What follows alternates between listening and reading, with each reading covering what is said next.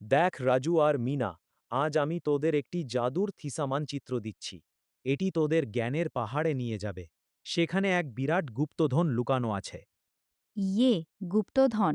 অনেক চকোলেট আর সোনার কয়েন পাবো তো দাদু? তার থেকেও দামি কিছু পাবি দাদু ভাই। কিন্তু মনে রাখিস, পথটা সহজ নয়। তোদের বুদ্ধি খাটিয়ে এগোতে হবে।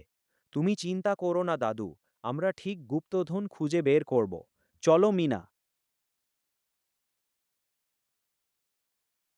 দাদা, এত বড় পাথর, আমরা এখন এগোবো কি করে? দাঁড়া মিনা, এখানে একটা ধাঁধা লেখা আছে। সঠিক উত্তর দিলেই পাথর সরে যাবে। কি লেখা আছে? তাড়াতাড়ি পড়। আমার পাতা আছে কিন্তু আমি গাছ নই।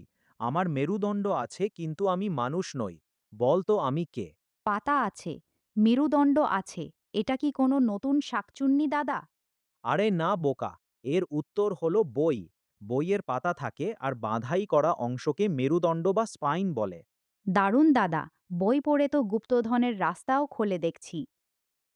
ইস, এত বড় নদী, কোনো নৌকাই তো নেই। এবার আমরা গুপ্তধনের কাছে যাব কি করে?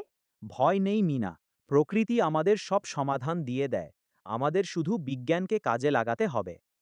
দাদা দেখ, পাথরটা ডুবে গেল। আমরাও তো জলে ডুবে যাব। পাথর ভারী তাই ডুবে গেল। কিন্তু দেখ, ওই শুকনো ডালগুলো জলে ভাসছে। একে বিজ্ঞানের ভাষায় বলে প্লবতা।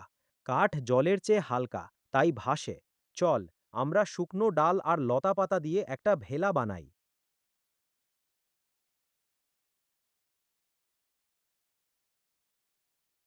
দাদা, এখানে তো কোনো সোনাদানা নেই। এগুলো তো সব বই, খাতা, গ্লোব আর রং পেন্সিল। ঠিক ধরেছিস মিনা, আমি বলেছিলাম না, এই গুপ্তধন সোনার থেকেও দামি। আমি বুঝেছি দাদু, সোনা বা টাকা একদিন ফুরিয়ে যায়, কিন্তু জ্ঞান এবং শিক্ষা এমন এক গুপ্তধন, যা যত বিলিয়ে দেবে তত বাড়বে। কেউ চুরি করতে পারবে না। তাহলে এখন থেকে আমি প্রতিদিন গুপ্তধন খুঁজব, মানে নতুন কিছু শিখব।